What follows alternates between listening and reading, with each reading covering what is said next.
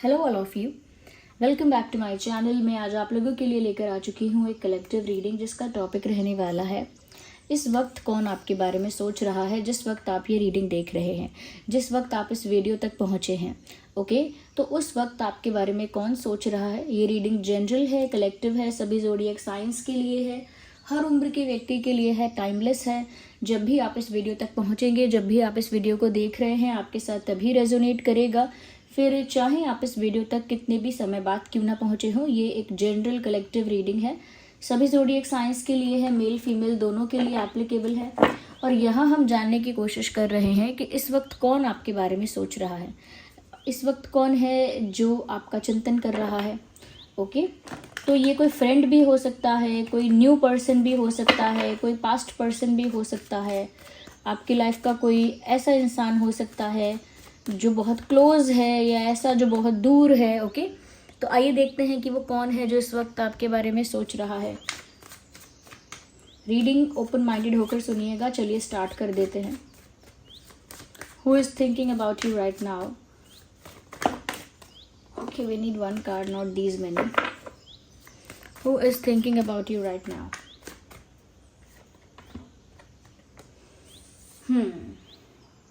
ये कोई ऐसा इंसान व्यूअर्स इस वक्त आपके बारे में सोच रहा है जो कई बार आपको अप्रोच कर चुका है, लेकिन उसके हाथ में सिर्फ रिजेक्शन लगा है।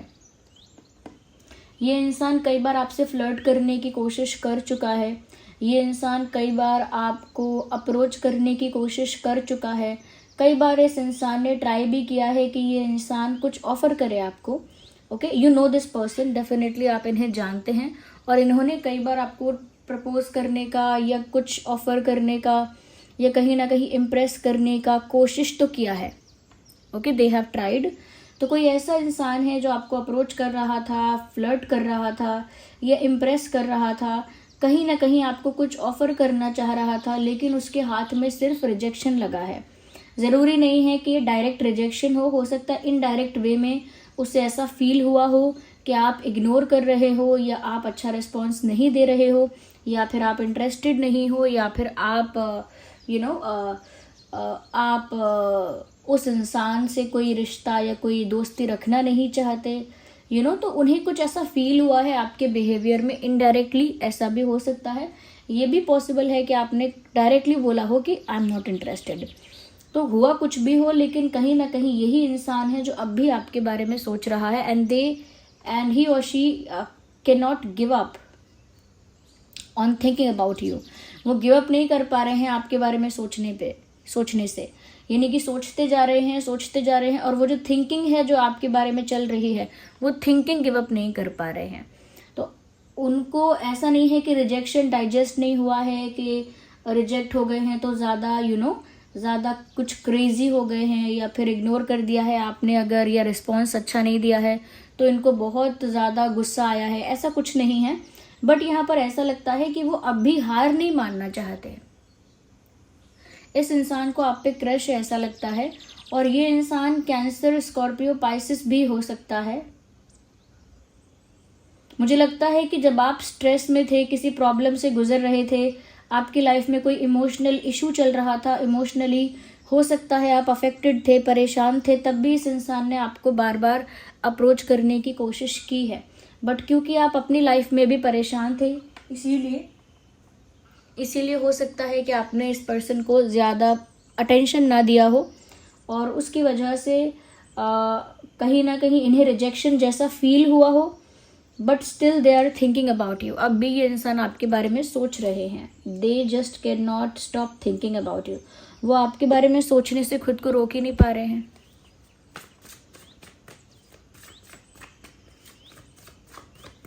Let's see more. We need one card and here we have High Priestess. Interesting. यहाँ पर व्यूअर्स ऐसा लगता है कि आपकी ये जो पर्सन है,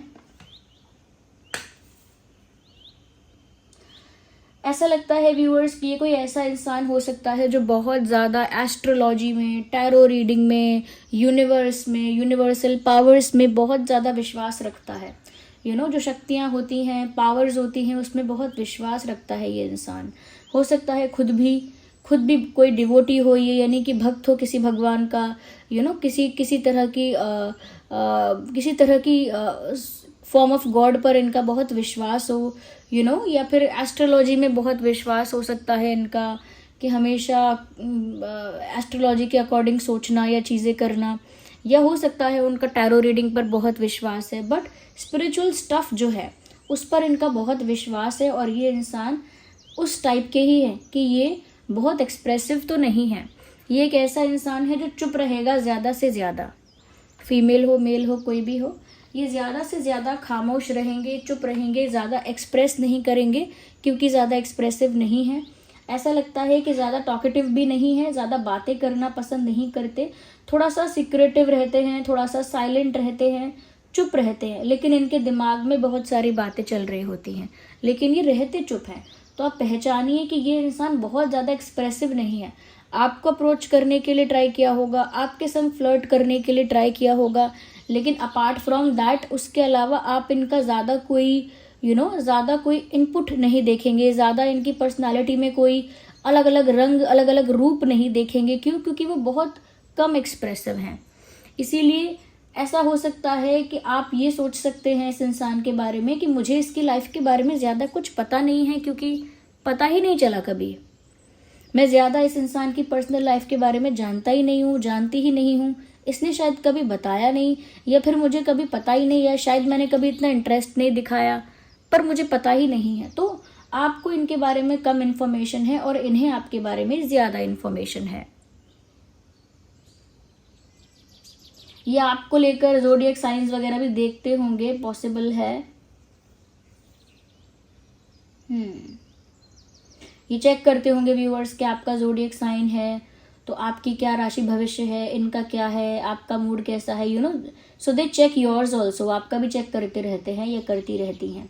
देखिए, एनर्जी वाइस वर्सा हो सकती है। हो सकता है जो मैं आपके पर्सन के लिए बोल रही हूँ वो आपके साथ रेजोनेट कर जाए, क्योंकि ये एनर्जी वर्क है। ये कोई फिक्स नहीं होता है, रिस्ट्रिक्टेड नहीं होता है, मतलब बिल्कुल पॉइंट टू पॉइंट नहीं हो सकता है, क्योंकि ये एनर्जी वर्क है। तो हो सकता है कि कुछ बातें आपके साथ ज़्यादा रेजोनेट कर जाएं कि ये तो मैं फील कर रहा हूँ, ये तो मैं फील कर रही हूँ। तो ये जो रीडिंग है, ऐसे ये वाली रीडिंग ही नहीं, कोई भी आप टैरो रीडिंग देखते हैं वो वाइस वर्सा जा सकती है। आपको ऐसा लगेगा कि मेरी फीलिंग ये नहीं वो है, तो वो हो सकता है कि इस तरह से हो जाए, तो आप उसे अपने अकॉर्डिंग फिट करिए। ओके, तो यहाँ पर अगर ये पर्सन वो नहीं है जो कम टॉकेटिव है, जो टॉकेटिव नहीं है ज़्यादा, जो थोड़ा साइलेंट है, थोड़ा कम एक्सप्रेसिव है, less expressive, less talkative, very silent and mysterious, हो सकता है ये आप हैं, हो सकता है ये आप हैं, और ये आपको कहीं ना कहीं स्टॉक कर रहे हैं या आपके बारे में ज़्यादा इन्फॉर्मेशन एक्वायर करने की कोशिश कर रहे हैं। बट इस इंसान ने आप पर गिव अप तो नहीं किया है अभी भी। Okay,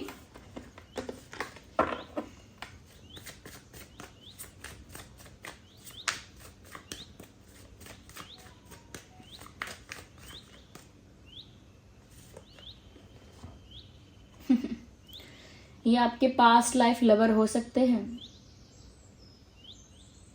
very prominent past energy.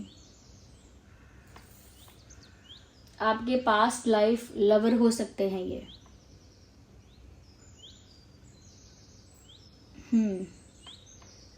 Soulmate की भी पॉसिबिलिटी है। ये फिर हो सकता है पास्ट में आप दोनों का रिलेशनशिप रहा है, इसी लाइफ में कुछ साल पहले, कुछ समय पहले आप दोनों का रिलेशनशिप या कोई रोमांटिक कनेक्शन रहा है, और फिर वो कनेक्शन टूट गया या ख़त्म हो गया। But they still miss you, they still want you to be in their life. वो अब भी आपको याद करते हैं और अब भी चाहते हैं कि आप उनकी ज़िंदगी में आ जाएं, क्योंकि आप उनके लिए बहुत मायने रखते हैं, और आप उतनी आसान चीज़ नहीं है जिनको वो आसानी से भूल जाएं। Like you are not that easy person जिसको वो आसानी से भूल सकते हैं। आपकी वैल्यू है इनकी लाइफ में, आपका महत्व है। और इसके अलावा कुछ लोगों के लिए जो मैंने कहा कि पास्ट लाइफ कनेक्शन भी यहाँ पर हो सकता है कि पिछले जन्मों से आपका नाता है, यहाँ पर आप मिले हैं, और हो सकता है ट्विन फ्लेम्स भी हैं। ओके, अगर सोलमेट्स नहीं हैं, पॉसिबल है कि ट्विन फ्लेम्स हैं, क्योंकि यहाँ पर मुझे ऐसा लगता है कि बार बार आप लोग चेंज करते रहते हैं अपना रोल, कभी कोई एक रनर बनता है तो एक चेजर बन जाता है, यानी कि एक भागता रहता है, दूसरा उसे चेस करता रहता है। नहीं तो कभी ऐसा होता है कि दूसरा इंसान जो चेजर था फिर वो रनर बन जाता है, और जो जो रन कर रहा था फिर वो चेस करने लगता है उसको। तो आप दोनों में ऐसा चल रहा है, चल चुका है पहले ऐसा, और ये अब भी आपको याद करते हैं। तो इनका भी कनेक्शन आपसे कुछ समय पहले रहा है। यू नो दिस पर्सन, आप दोनों का अच्छा एक्सचेंज रहा है, आप लोगों ने बातें की हैं, लेकिन फिर भी ये आपको उस तरह से इम्प्रेस नहीं कर पाए, ऐसा कह सकते हैं। या इम्प्रेस भी अगर कर पाए हैं, इम्प्रेस भी अगर कर पाए तो अब वो चीज़ नहीं है जो पहले थी। या so they miss being with you, उन्हें याद आता है आपके साथ होना, आपके साथ बात करना। और कहीं ना कहीं वो ऐसा भी लगता है व्यूअर्स कि जैसे ये जो पर्सन है ये आपको सॉरी बोलना भी चाहता है। आई थिंक अलग होने का भी कोई विशेष कारण है। गैप आ गया आप दोनों में, आप लोग अगर इसी लाइफ में किसी रिलेशन में थे, कनेक्शन में थे, और आप लोगों में गैप आ गया तो उसका भी शायद कोई रीज़न है, और ये सॉरी बोलना चाहते हैं। सॉरी बोलने के लिए भी शायद कई बार ट्राई कर चुके हैं अप्रोच करने के लिए, बट आपकी तरफ से कोई पॉजिटिव रिस्पॉन्स नहीं मिला है। तो सॉरी बोलकर, आपको अप्रोच करके, आपको कुछ ऑफर करके, कोई गिफ्ट देकर, कोई टोकन ऑफ लव आपको देकर वो आपके साथ वापस यूनियन में आना चाहते हैं। यस, शायद पहले गलती कर चुके हैं, इसीलिए आपने इनके एफर्ट को, इनकी कोशिशों को इग्नोर किया है।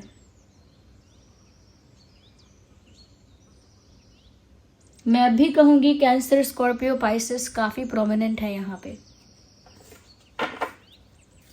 दे मिस यू, ऐसा लगता है आप लोगों की पुरानी जान पहचान है, लेकिन उसके बाद आप इनको रिजेक्ट कर रहे हैं, ऐसा भी लग रहा है। तो शायद आप इनकी अपॉलॉजी को रिजेक्ट कर रहे हैं, शायद आप इनसे अब बात नहीं करना चाहते, या अब थोड़े फेडअप हो चुके हैं इनसे, ऐसा भी हो सकता है। तो लेट्स सी। उन्होंने कई बार कोशिश की है और वो शायद आखिरी कोशिश करेंगे, और आखिरी कोशिश करने से पहले उनको डर भी लग रहा है कि ये कोशिश कामयाब नहीं हुई तो क्या होगा, तब मैं क्या करूँगा, तब मैं क्या करूँगी। Like they will do something, but it will be their last try और लाइक लास्ट एफर्ट। मतलब वो कोशिश तो करेंगे कुछ करने की, पर वो उनकी आखिरी कोशिश होगी। अगर वो कोशिश कामयाब नहीं हुई तो शायद उनके अंदर उतनी हिम्मत, उतनी ताकत और उतना करेज है ही नहीं कि वो अब दोबारा एक्शन ले पाए, अगर एक एक्शन उनका, ये लास्ट एक्शन उनका अगर फेल हो गया तो। मुझे लगता है व्यूअर्स, ये जो इंसान है इमोशनली ज़्यादा कॉन्फिडेंट है नहीं। भावनात्मक तौर पर देखा जाए तो इनकी जो नाव है वो डगमगाती रहती है। कभी तो इमोशनली अच्छा फील करते हैं, फिर इमोशनली एकदम डाउन हो जाते हैं, और इमोशनली डाउन हो जाते हैं ना तो फिर बहुत सारी चीज़ों में ना डिस्करेज और डिमोटिवेट हो जाते हैं ये। तो इन्होंने कई बार कोशिश की है, शायद आपने माफ़ नहीं किया, या ध्यान नहीं दिया, या नाराज़ आप इतने रहे कि आपने विश्वास नहीं किया। Something has happened here. अब इनके अंदर उतनी हिम्मत नहीं है कि ये उतने ही कॉन्फिडेंस के साथ, उतने ही स्ट्रेंथ के साथ बार बार आपको और ज़्यादा अप्रोच करते रहें। अभी तक तो गिव अप नहीं किया है, अभी तक तो आपके बारे में ही सोच रहे हैं, बट ये भी सोच रहे हैं कि अब वो आखिरी कोशिश ज़रूर करके देखेंगे। शायद आप माफ़ कर दो, या शायद आप पहले जैसे हो जाओ, शायद आप भी भूल जाओ जो उनसे गलती हुई है, आप भी लेट गो कर दो, ऐसा एक्सपेक्ट करके एक आखिरी कोशिश करेंगे। लेकिन वो ये भी सोचते हैं कि अगर ये आखिरी कोशिश नाकामयाब रही तो उनके अंदर और क्षमता, कैपेसिटी या शक्ति या और स्ट्रेंथ या करेज अब नहीं है कि उसके आगे भी वो फिर कुछ कर पाएं। Okay, so they are feeling that वे।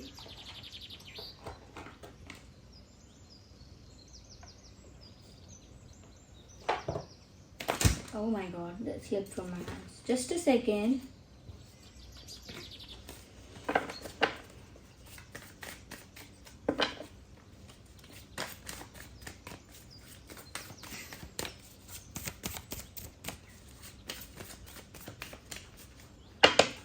आइए देखते हैं। Hey, this card popped out. कहीं ना कहीं व्यूअर्स वो एक रिसीविंग मोड में भी हैं।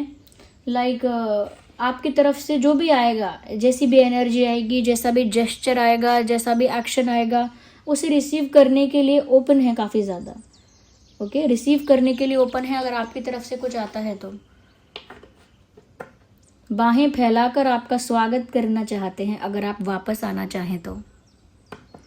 आई होप आप समझ पाए होंगे कि ये इंसान कौन हो सकता है। और ये कैंसर, स्कॉर्पियो, पाइसिस के अलावा एरीज, लियो, सैजिटेरियस भी मुझे यहाँ दिख रहा है। तो Cancer, Scorpio, Pisces, Aries, Leo, Sagittarius, they are ready to welcome you back in their life. आपको अपनी लाइफ में वापस स्वागत करने के लिए, आपका अपने जीवन में वापस स्वागत करने के लिए बहुत प्रिपेयर हैं, रेडी हैं। ओके, मुझे लगता है यहाँ पर कॉम्प्रोमाइज़ का ये जो कार्ड आया है, यही है जो प्रॉब्लम है। मुझे लगता है कि कहीं ना कहीं व्यूअर्स, इस इंसान ने कहीं कुछ कॉम्प्रोमाइजिंग बोला या कुछ कॉम्प्रोमाइज़ किया। ओके, कुछ कहीं पर कॉम्प्रोमाइज़ करने की बात हुई, आप शायद कॉम्प्रोमाइज़ नहीं कर पाए किसी भी चीज़ से। आपने सोचा कि मैं कॉम्प्रोमाइज़ नहीं कर सकता या नहीं कर सकती, या फिर इन्होंने कहीं पर कॉम्प्रोमाइज़ कर लिया और आप समझ नहीं पाए कि ऐसा इन्होंने क्यों किया। तो कोई तो कॉम्प्रोमाइजिंग सिचुएशन यहाँ पर आई है, जिस वजह से इनसे गलती हुई है और कहीं ना कहीं इन्होंने आपका दिल भी दुखाया है। कुछ ऐसा हुआ है जो आपने उम्मीद नहीं की थी, कुछ ऐसा हुआ है जिसकी आपने आशा नहीं की थी कि ऐसा हो जाएगा। तो कहीं ना कहीं कोई कॉम्प्रोमाइज़ तो इन्होंने किया था, या कोई कॉम्प्रोमाइज़ की बात उठी थी, कोई बात आई थी जहाँ पर एडजस्टमेंट करना था, कॉम्प्रोमाइज़ करना था, जहाँ पर आप अपने साथ कॉम्प्रोमाइज़ करने के लिए तैयार नहीं थे। देखिए, मैंने अभी सोलमेट कहा था और साथ ही साथ ट्विन फ्लेम भी कहा था, और यिन और यांग का साइन यहाँ पर है। यानी कि यस, क्लैरिफाई हो गया कि आप लोग ट्विन फ्लेम्स हो सकते हैं, सोलमेट्स भी हो सकते हैं, ट्विन फ्लेम्स भी हो सकते हैं, क्योंकि आप दोनों एक दूसरे के पूरक हैं, एक दूसरे को पूरा करते हैं, 50-50। ओके, तभी तो मैंने कहा था एक रनर है, एक चेजर है। तो डेफिनेटली व्यूअर्स, मुझे ऐसा लगता है कि पहले इन्होंने सताया है बहुत आपको, और सताया है, और कहीं ना कहीं पहले इन्होंने बहुत आपके लिए डिफ़िकल्ट कर दिया था। बट अब मुझे ऐसा लगता है कि अब आप चेज़र हैं ही नहीं, now you are a runner, और अब आप कहीं ना कहीं रनर वाले रोल को कर रहे हैं और ये आप चेस कर रहे हैं आपको। तो टेबल्स तो टर्न होंगी ही। जब तक आप दोनों स्पिरिचुअली अवेक नहीं होते हैं, तब तक आप दोनों एक दूसरे को रन चेज यही करते रहेंगे, क्योंकि ट्विन फ्लेम जर्नी ही ऐसी है। जब तक वो जर्नी आपको सिखा नहीं देती है, स्पिरिचुअली अवेक नहीं कर देती है, कहीं ना कहीं आपको आपके आध्यात्मिक रियलिटी का, यानी आपके स्पिरिचुअल ट्रुथ का आपको रियलाइजेशन नहीं करवा देती है, तब तक ये लेसन्स चलते रहते हैं। तो कहाँ कॉम्प्रोमाइज़ हुआ था जिसकी वजह से आप लोग अलग हुए थे, लेकिन अब भी वो आपको याद कर रहे हैं, चाहे उन्होंने कहीं भी कॉम्प्रोमाइज़ कर लिया था, जो भी उनकी मजबूरी रही थी, अपार्ट फ्रॉम दैट वो अब भी आपको याद कर रहे हैं। Let's take the last card. है, अपने आप ही आ गया। ऑर्डिनरीनेस। यहाँ पर व्यूअर्स, मुझे ऐसा लगता है कि ये जो इंसान है बहुत एक्स्ट्रा नहीं है। मतलब ऐसा नहीं है कि बहुत एक्स्ट्रा अट्रैक्टिव है, बहुत एक्स्ट्रा इंटेलिजेंट हैं, बहुत एक्स्ट्रा पावरफुल है, या बहुत ज़्यादा एक्स्ट्रा कॉन्फिडेंट हैं, ऐसा कुछ नहीं है। एक नॉर्मल ऑर्डिनरी इंसान है ये। और कहीं ना कहीं व्यूअर्स, थोड़ी सिंप्लिसिटी है इनके अंदर थोड़ी सिंप्लिसिटी है। बहुत ज़्यादा शो ऑफ और बहुत ज़्यादा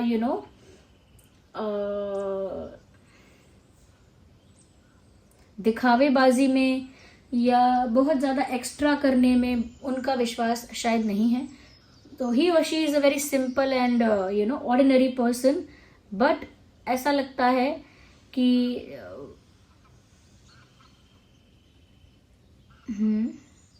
ये एक ऐसे ही इंसान है जो नॉर्मल लाइफ जी रहे हैं। इनको देख के लग नहीं रहा है कि बहुत ज़्यादा परेशान होंगे या फिर आपको वापस पाना चाहते होंगे।